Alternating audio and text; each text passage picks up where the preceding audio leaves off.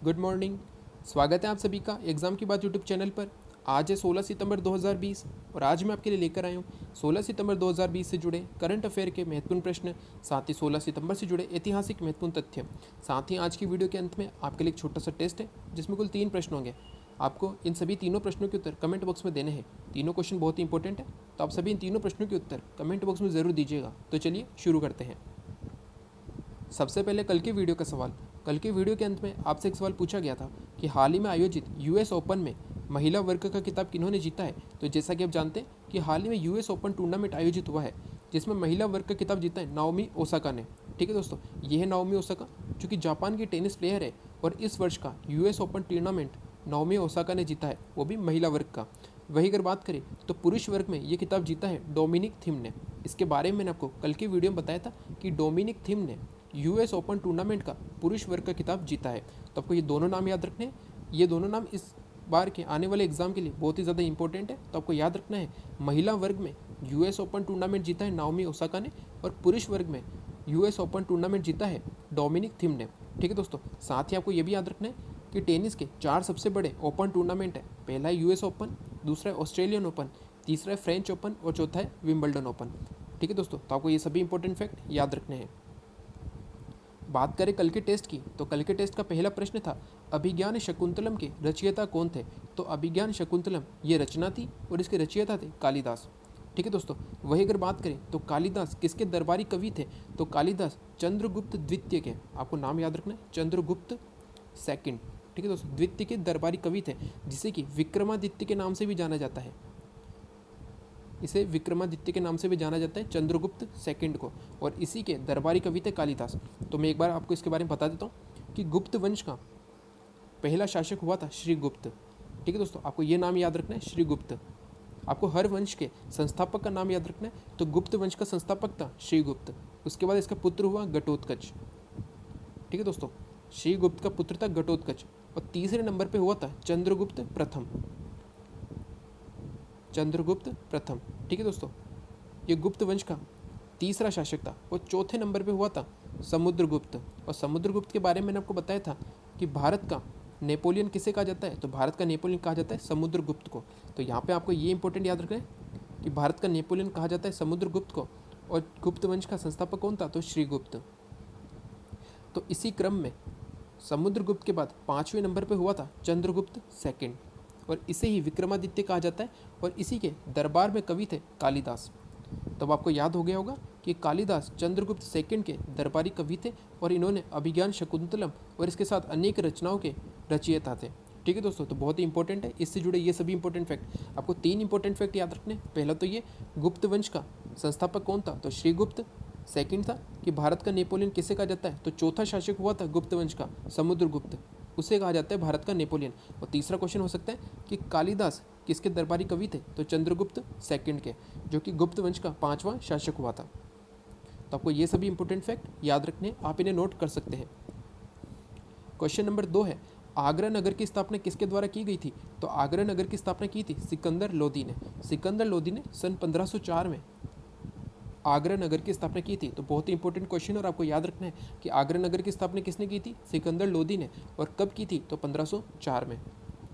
तो हम जान लेते हैं सिकंदर लोदी के बारे में। जैसा कि आप जानते हैं कि दिल्ली सल्तनत में कुल 5 वंश हुए थे। सबसे पहला था गुलाम वंश जिसका संस्थापक कौन था, कुतुबुद्दीन ऐबक। ठीक है दोस्तों, पहला हुआ था गुलाम वंश। दूसरा था खिलजी वंश जिसका संस्थापक था जलालुद्दीन खिलजी। ठीक है दोस्तों, और इसी के काल में हुआ था अलाउद्दीन खिलजी भी। ठीक है दोस्तों, और तीसरा था तुगलक वंश। तीसरा वंश आया था तुगलक वंश। और चौथा था सैयद वंश जिसके बारे में मैंने आपको बताया था कि खिज्र खान ने सैयद वंश की स्थापना की थी। तो चौथा वंश आया था सैयद वंश। ये क्वेश्चन मैंने आपको थोड़े दिनों पहले पूछा था। और इसके बाद आया था 5वां वंश हुआ लोधी वंश जिसका संस्थापक था बहलोल लोधी। और बहलोल लोधी का पुत्र था सिकंदर लोधी जिसने आगरा नगर की स्थापना की थी। तो आपको इससे भी जुड़े ये सभी इंपॉर्टेंट फैक्ट याद रखने, आप इन्हें नोट कर लिया कीजिए जो आपके बाद में काम आएंगे। ठीक है दोस्तों, चलते हैं अगले प्रश्न पर। क्वेश्चन नंबर 3 था फॉरवर्ड ब्लॉक पार्टी के संस्थापक कौन थे। तो फॉरवर्ड ब्लॉक पार्टी के संस्थापक थे सुभाष चंद्र बोस। ठीक है दोस्तों, इन्होंने 1939 में, आपको ईयर याद रखना है, 1939 में फॉरवर्ड ब्लॉक पार्टी की स्थापना की थी। ठीक है दोस्तों, तो इसके बारे में आपको बता देता हूँ कि सुभाष चंद्र बोस इससे पूर्व कांग्रेस पार्टी में थे, लेकिन 1939 में किसी कारणवश इन्होंने कांग्रेस पार्टी को छोड़ दिया था और इन्होंने फॉरवर्ड ब्लॉक पार्टी की स्थापना की थी। ठीक है दोस्तों, तो आपको याद रखना है फॉरवर्ड ब्लॉक पार्टी के संस्थापक थे सुभाष चंद्र बोस और इन्होंने स्थापना की थी 1939 में। तो ये दोनों इंपॉर्टेंट फैक्ट आपको याद रखने हैं। ये थे कल के टेस्ट से जुड़े तीनों इंपॉर्टेंट क्वेश्चन बहुत ही इंपॉर्टेंट है और इनसे जुड़े महत्वपूर्ण फैक्ट भी बहुत ही ज़्यादा इंपॉर्टेंट है, तो आपको वो भी याद रखने हैं।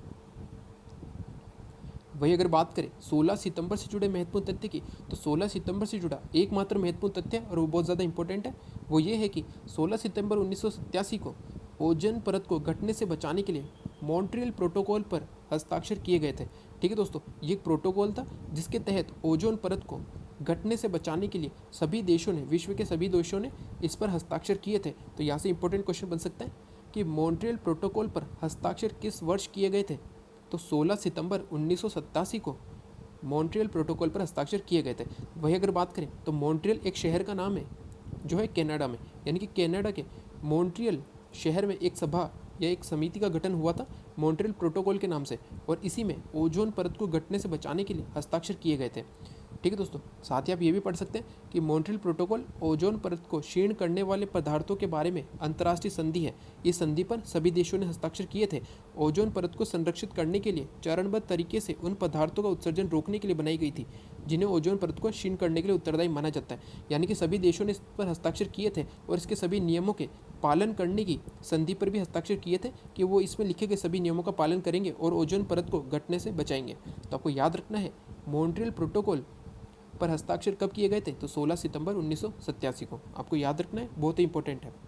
चलते हैं आज के पहले प्रश्न पर। आज का पहला प्रश्न इसी से जुड़ा हुआ है कि अंतर्राष्ट्रीय ओजोन परत संरक्षण दिवस कब मनाया जाता है। तो अंतर्राष्ट्रीय ओजोन परत संरक्षण दिवस मनाया जाता है 16 सितंबर को। ठीक है दोस्तों, तो आपको ये दोनों क्वेश्चन याद हो जाएंगे।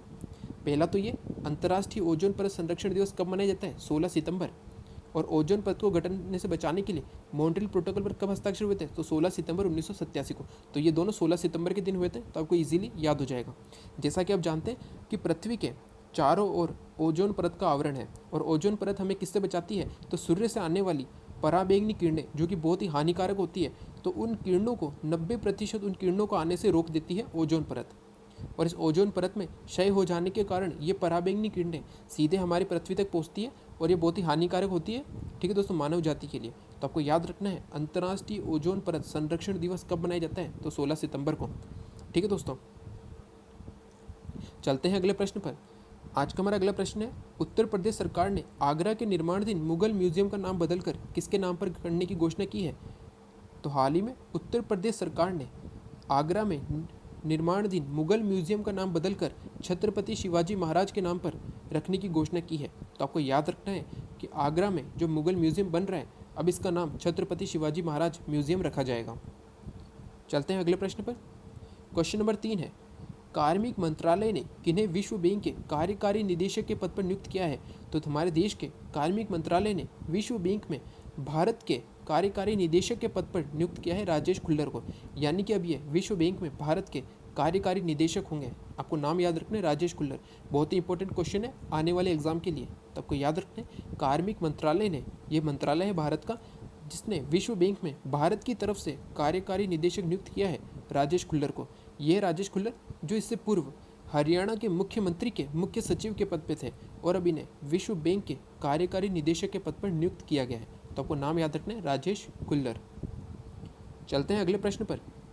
आज का हमारा अगला प्रश्न है, भारत को अगले 4 साल के लिए आर्थिक और सामाजिक परिषद की किस संस्था का सदस्य चुना गया है। तो हाल ही में भारत को, आपको डायरेक्ट आंसर याद रखना है, यूनाइटेड नेशन के commission on status of women, ये नाम आपको याद रखना है, commission on status of women में भारत को अगले 4 साल के लिए आर्थिक और सामाजिक परिषद के सदस्य के रूप में चुना गया है। तो इंपॉर्टेंट क्वेश्चन है, तो आप इसे डायरेक्ट याद रख लीजिएगा और आप इसे नोट कर सकते हैं। ठीक है दोस्तों, आपको नाम याद रखना है, commission on status of women, इसी के सदस्य के रूप में भारत को अगले 4 साल के लिए चुना गया है। चलते हैं अगले प्रश्न पर। आज का हमारा अगला प्रश्न है, बैडमिंटन वर्ल्ड फेडरेशन यानी कि BWF ने Thomas and Uber cup tournament को स्थगित कर दिया है। ये किस देश में आयोजित होने वाले थे। तो हाल ही में Thomas and Uber cup tournament Denmark में आयोजित होने वाले थे, ठीक है दोस्तों, लेकिन अब बैडमिंटन वर्ल्ड फेडरेशन ने इसे स्थगित कर दिया है। तो क्वेश्चन आ सकता है, और आपको याद रखना है कि डेनमार्क में, यूरोप में एक देश है डेनमार्क, जिसमें Thomas and Uber cup tournament आयोजित होने वाले थे, लेकिन कोरोना महामारी के कारण अब इसे स्थगित कर दिया गया है और ये अब होंगे अगले वर्ष, ठीक है दोस्तों। तो आपको नाम याद रखना है डेनमार्क। ये भी इंपॉर्टेंट क्वेश्चन है और एग्जाम में आ सकता है। चलते हैं अगले प्रश्न पर। आज का हमारा अगला प्रश्न है, हाल ही में प्रधानमंत्री नरेंद्र मोदी जी ने किस राज्य में 541 करोड़ की 7 परियोजनाओं को शुरू किया है? तो हाल ही में प्रधानमंत्री नरेंद्र मोदी जी ने बिहार राज्य में 7 परियोजनाओं को शुरू किया है 541 करोड़ की, ठीक है दोस्तों। तो आपको याद रखना है, प्रधानमंत्री नरेंद्र मोदी जी के द्वारा 7 परियोजनाओं को बिहार राज्य में शुरू किया गया। इसमें से 4 परियोजनाएं जल पर आधारित है, यानी कि पानी की व्यवस्था पर आधारित है, इसमें से 4 परियोजनाएं, ठीक है दोस्तों। साथ ही आपको याद रखना है, हाल ही में प्रधानमंत्री मत्स्य योजना, ठीक है दोस्तों, और ई गोपाल ऐप लॉन्च किया था प्रधानमंत्री नरेंद्र मोदी जी ने इस बिहार राज्य में, ठीक है दोस्तों। तो आपको याद रखना है, बिहार से जुड़े इंपॉर्टेंट क्वेश्चन आ सकते हैं। चलते हैं अगले प्रश्न पर। आज का हमारा अगला प्रश्न है, स्पोर्ट्स मैगजीन फोर्ब्स की 2020 लिस्ट में सर्वाधिक कमाने वाले फुटबॉलर्स में कौन शीर्ष पर रहे हैं? तो इस वर्ष स्पोर्ट्स मैगजीन फोर्ब्स की 2020 लिस्ट में सर्वाधिक कमाने वाले फुटबॉलर्स में लियोनेल मेसी शीर्ष पर रहे हैं। तो आपको याद रखना है, लियोनेल मेसी बने सबसे अधिक कमाई करने वाले फुटबॉलर, जो कि पहले स्थान पर है। दूसरे स्थान पर है क्रिस्टियानो रोनाल्डो और तीसरे स्थान पर है ब्राज़ील के नेमार, ठीक है दोस्तों। तो आपको तीनों नाम याद रखने, साथ ही आपको याद रखना है लियोनेल मेसी बने हैं सबसे अधिक कमाई करने वाले फुटबॉलर। तो ये थे 16 सितंबर से जुड़े करंट अफेयर के कुछ महत्वपूर्ण प्रश्न। चलते हैं आज के टेस्ट पर। आज के हमारे टेस्ट का पहला प्रश्न है, प्रथम चीनी यात्री हेनसांग किसके शासनकाल में भारत आया था? बहुत ही इंपॉर्टेंट क्वेश्चन है और ये क्वेश्चन इसी रूप में आता है कि प्रथम चीनी यात्री हेनसांग जो था वो प्रथम चीनी यात्री था। आप जानते हैं कि भारत में 2 चीनी यात्री आए थे, पहला था हेनसांग और दूसरा था फाहान, ठीक है दोस्तों। तो आपको बताना है प्रथम चीनी यात्री हेनसांग किसके शासनकाल में भारत आया था। आपके पास है 4 ऑप्शन, तो इसका आंसर आपको कमेंट बॉक्स में देना है। चलते हैं अगले प्रश्न पर। क्वेश्चन नंबर 2 है, पानीपत का प्रथम युद्ध कब हुआ था? ये बहुत ही इंपॉर्टेंट क्वेश्चन है और बहुत बार एग्जाम में आया हुआ है। तो आपको बताना है पानीपत का प्रथम युद्ध कब हुआ था। इसके बारे में आपको बता देता हूँ कि पानीपत का प्रथम युद्ध हुआ था मेवाड़ के महाराणा सांगा और मुगल वंश के संस्थापक बाबर के मध्य, ठीक है दोस्तों। उस समय मेवाड़ के महाराणा थे महाराणा सांगा और मुगल वंश का संस्थापक जो था वो था बाबर। इन दोनों के मध्य हुआ था पानीपत का प्रथम युद्ध, जिसमें बाबर विजयी हुआ था। तो आपको बताना है यह युद्ध किस वर्ष हुआ था। चलते हैं अगले प्रश्न पर। क्वेश्चन नंबर 3 है, इंडियन हाईकोर्ट एक्ट किस वर्ष पारित हुआ था? इसके बारे में मैंने आपको बताया था कि इंडियन हाईकोर्ट एक्ट पारित हुआ था और इसके तहत कोलकाता, मद्रास और मुंबई में हाईकोर्ट की स्थापना की गई थी। तो अब आपको बताना है इंडियन हाईकोर्ट एक्ट किस वर्ष पारित हुआ था। साथ ही मैं आपको बता दूं कि इंडियन हाईकोर्ट एक्ट जब पारित हुआ था तब भारत का वाइसराय था लॉर्ड कैनिंग। तब आप आसानी से बता पाएंगे कि इंडियन हाईकोर्ट एक्ट किस वर्ष पारित हुआ था। तो ये पारित हुआ था लॉर्ड कैनिंग के समय, ठीक है दोस्तों। तो ये है 16 सितंबर के टेस्ट के तीनों इंपॉर्टेंट क्वेश्चन बहुत ही इंपॉर्टेंट है, तो आप इनके आंसर कमेंट बॉक्स में ज़रूर दीजिएगा। चलते हैं आज के सवाल पर।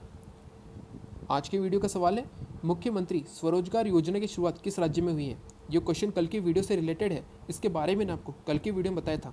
तो इसका आंसर आपको कमेंट बॉक्स में देना है कि मुख्यमंत्री स्वरोजगार योजना की शुरुआत किस राज्य में हुई है। तो इसका आंसर आप कमेंट बॉक्स में ज़रूर दीजिएगा। साथ ही आज के टेस्ट के तीनों क्वेश्चन के आंसर भी कमेंट बॉक्स में ज़रूर दीजिएगा।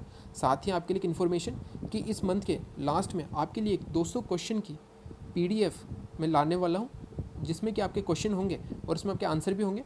तो एक तरह से आपका टेस्ट भी हो जाएगा और आपके लिए इंपॉर्टेंट क्वेश्चन हो जाएंगे, जिनके भी एग्जाम आने वाले हैं। जो भी विद्यार्थी NTPC या फिर SSC से जुड़े हुए या किसी भी स्टेट लेवल एग्जाम से जुड़े हुए एग्जाम देने वाले हैं, तो उनके लिए वो 200 क्वेश्चन बहुत ही ज़्यादा इंपॉर्टेंट है और हर मंथ के लास्ट में आपके लिए ये 200 क्वेश्चन आएंगे, ठीक है दोस्तों।